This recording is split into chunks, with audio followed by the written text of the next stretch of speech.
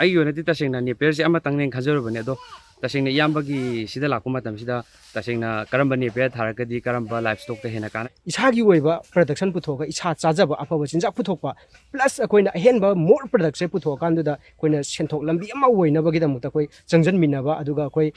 ꯏꯃꯥ ꯏꯄꯥꯗꯒꯤ ꯗꯤꯄꯦꯟ ꯇꯧꯗꯕꯤꯗ ꯃꯤꯉꯣꯟꯗꯒꯤ ꯗꯤꯄꯦꯟ ꯇꯧꯗꯕꯤꯗ ꯑꯩꯈꯣꯏꯒꯤ ꯐ꯭रीडम ꯑꯣꯐ ꯂꯥꯏꯐꯁꯦ ꯑꯩꯈꯣꯏꯅ ꯁꯨꯃꯥꯏꯅ ꯐꯪꯅꯕꯒꯤꯗꯃꯛꯇ ꯍꯥꯏꯇꯥꯔꯦ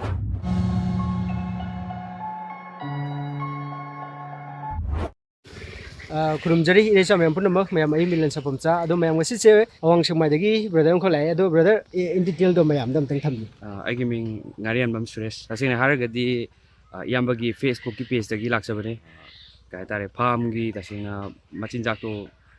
ꯐꯪꯉꯛꯇꯕꯗꯒꯤ ꯇꯁꯦꯡꯅ ꯍꯥꯏꯔꯒꯗꯤ ꯃꯤꯉꯣꯟꯗꯒꯤ ꯂꯩꯗꯧ ꯁꯔꯨꯛꯄꯨꯗꯤ ꯏꯌꯥꯝꯕꯗꯒꯤ ꯂꯧꯔꯒ ꯆꯥꯔ ꯂꯧꯔꯒ ꯏꯁꯥꯒꯤ ꯑꯣꯏꯅ ꯇꯁꯦꯡꯅ ꯃꯤꯉꯣꯟ ꯃꯤꯄꯥꯟ ꯇꯥꯡꯗꯅ ꯏꯁꯥꯅ ꯍꯣꯠꯅꯔꯒ ꯐꯥꯔꯝ ꯑꯃ ꯆꯥꯎꯅ ꯉꯝꯅꯕꯅ ꯏꯌꯥꯝꯕꯗꯒꯤ ꯃꯆꯤꯟꯖꯥꯛꯁꯦ ꯂꯧꯖꯕ ꯂꯥꯛꯄꯅꯤ हौजिक मक्सु अखोइसे बन ब्लॉकेट हाइब तारेको ngरang han खक्ता ड्राइवर अमा कापदा सिबा हाइगद्रा सुमाइना सिबना मरम ओरकान द हौजिकसे बन दौसलगा लैरे ड्राइवर सिंजे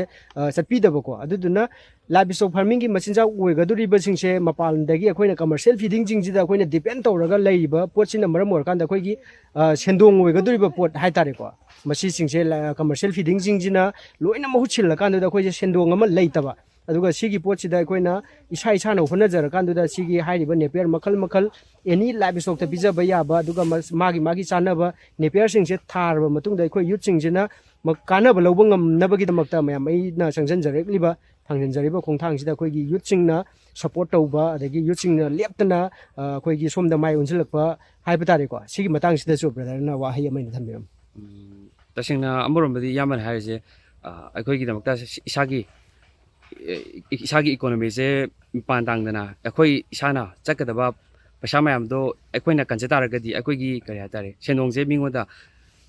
पिथोगदबदा अखोइना तसेन लहोबो ngamdoine सेन हारे प्रॉफिट तो अखोइगी 100% ओइदोने सेन हारे ब्रदरना पाम्बिरि से हाइतारेको अखोइना पामिबा अखोइगी पांदम सिदी अखोइ इसाना इसागी सेनथोक लंबी सेमजबा मिंगोंदगी डिपेंड तौरगा हिंगिबा चिंजा ngasi अखोइना बन तौगिबा मतमदा तिलहौ चनम एवरीथिंग अखोइजे चेंग चाकते कइदगी तांखला कांदुदे अखोइजे हा लाउना कामी मयामसे करिगिनो हाइदि अखोइगी इरमदम सिदा अदुगी मतिक पोथोक वाटली अखोइ वा कल्चर लेते अखोइना लैरिबा हाइरिबा मयामसिंगसे अखोइना इसागी ओइबा आउन प्रोडक्शन बो अखोइना पोथोकचबा ngamjadeba mingonda अखोइना योलगा अखोइगी पैसा तानगदबो पोसिबो अखोइ ngamjadaba पोट अम खक्ता अखोइगी स्टेज दा ngasiगी अखोइगी यूथ सिंजे लैरि हाइतारे अदुदुना अखोइ इसाना इसागी ओइबा प्रोडक्शन पुथोगा इसा चाजबा अफबा चिंजाक पुथोकपा प्लस अखोइना अहेनबा मोर प्रोडक्ट पुथोकांदुदा अखोइना सेंथोक लंबी अमा ओइनबगिदमक्ता अखोइ चंजनमिनबा अदुगा अखोइ इमा इपादगी डिपेंड तौदबिदा मिंगोंदगी डिपेंड तौदबिदा अखोइगी फ्रीडम ऑफ लाइफ से अखोइना सुमाइना फंगनबगिदमक्ता हाइतारेको अखोइ वा कल्चर लेमिनसी अदुगा अखोइ सुबो नोंबा अखोइ तंदबा थबक चिलहाउथिदबा सरकार की थबक खक्तना थबक ओइना खनबा मसिगुमसे थादोकांदुदा अखोइ सब मानना अखोइ सबमिनजी अखंग खंगदा अहि हेता अदुगा नेपियर लौरिसिगी मतांगदको ब्रदर की ओइबा अपेन पेनदा अदुगा हाइदि ब्रदर की ओइबा नॉलेज लेरमदबा ngasi आइगा ngha wari watai saba aduga अखोइगी सिगी मतangsida su ब्रदर की नॉलेज खितंग मयामदसु शेयर तौबिरम ꯑꯩꯒꯤ ꯑꯣꯏꯅꯗꯤ ꯇꯁꯦꯡꯅ ꯅꯦꯄꯤꯌꯔꯁꯦ ꯑꯃꯇꯪꯅꯦꯅ ꯈꯟꯖꯔꯨꯕꯅꯦ ꯑꯗꯣ ꯇꯁꯦꯡꯅ ꯏꯌꯥꯝꯕꯒꯤ ꯁꯤꯗ ꯂꯥꯛꯄ ꯃꯇꯝꯁꯤꯗ ꯇꯁꯦꯡꯅ ꯀꯔꯝꯕ ꯅꯦꯄꯤꯌꯔ ꯊꯥꯔꯒꯗꯤ ꯀꯔꯝꯕ ꯂꯥꯏꯐ ꯁ꯭ꯇꯣꯛꯇ ꯍꯦꯟꯅ ꯀꯥꯟꯅꯒꯅꯤ ꯑꯗꯨꯒꯤ ꯃꯇꯥꯡꯗ ꯁꯥ ꯑꯃꯗ ꯑꯣꯏꯔꯒꯁꯨ